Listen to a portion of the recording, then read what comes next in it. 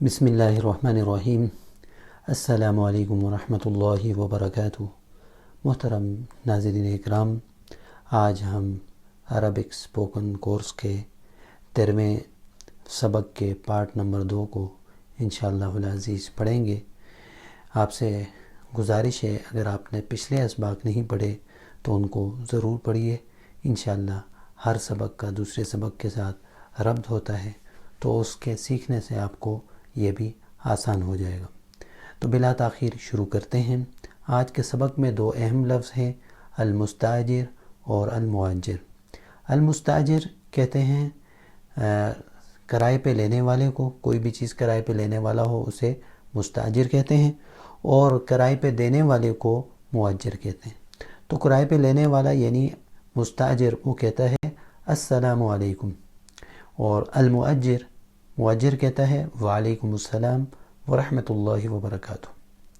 المستاجر اريد شقہ من فضلک، مجھے آپ کے توسط سے ایک فلیٹ چاہیے۔ اريد مجھے چاہیے یا میں چاہتا ہوں، اور شقہ کہتے ہیں فلیٹ کو، اور من فضلک آپ کے توسط سے، آپ کے فضل سے یعنی آپ کے توسط سے۔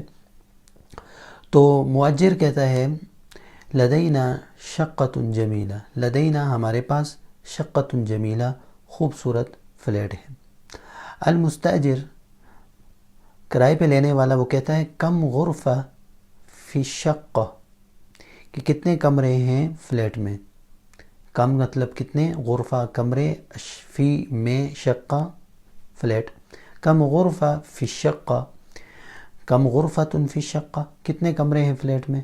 تو مؤجر کہتا ہے فی الشقۃ 5 غرف، فلیٹ میں 5 کمرے، 5 غرف کمرے، فی الشقہ فلیٹ میں، فی الشقۃ 5 غرف فلیٹ میں 5 کمرے ہیں۔ تو المستاجر خریدار یعنی کرائے پہ لینے والا وہ کہتا ہے فی ای دور الشقہ، کون سی منزل میں فلیٹ ہے۔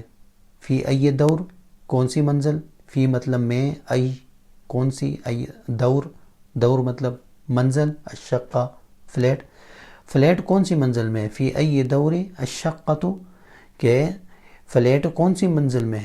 تو مؤجر کہتا ہے یعنی اجرت پہ دینے والا وہ کہتا ہے الشقہ فی الدور الخامس، کہ فلیٹ جو ہے وہ 5ویں منزل میں۔ المستاجر کرائے پہ لینے والا وہ کہتا ہے اريد المشاہدہ الشقہ، کہ میں مشاہدہ کرنا چاہتا ہوں، میں دیکھنا چاہتا ہوں فلیٹ کو۔ تو مؤجر کہتا ہے تفضل، آئیے تشریف لائیے۔ المؤجر کرائے پہ دینے والا وہ کہتا ہے هذه هي الشقہ، یہ رہی فلیٹ۔ اور المستاجر جو اجرت پہ لینے والا ہے، کرائے پہ لینے والا ہے، وہ کہتا ہے هذه شقۃ جمیلہ، یہ خوبصورت فلیٹ ہے۔ تو آج کے سبق میں الحمدللہ آپ نے 2 الفاظ سے مکمل جو ہے وہ گفتگو کا طریقہ سیکھا، کہ کس طرح کسی چیز کو جب کرائے پہ لیا جاتا ہے تو کیا کیا الفاظ استعمال کیے جاتے ہیں۔ اس پہ آپ غور و فکر کریں، انشاءاللہ آگے اس کی مزید مشقیں آئیں گی تو انشاءاللہ آپ کے لیے بہت آسان ہو جائے گا۔ تب تک کے لیے دیجیے اجازت، انشاءاللہ پھر اگلے اسباق میں ملیں گے۔ اللہ تعالی ہم سب کا حامی و ناصر ہو۔ فی امان اللہ۔ السلام علیکم ورحمۃ اللہ وبرکاتہ۔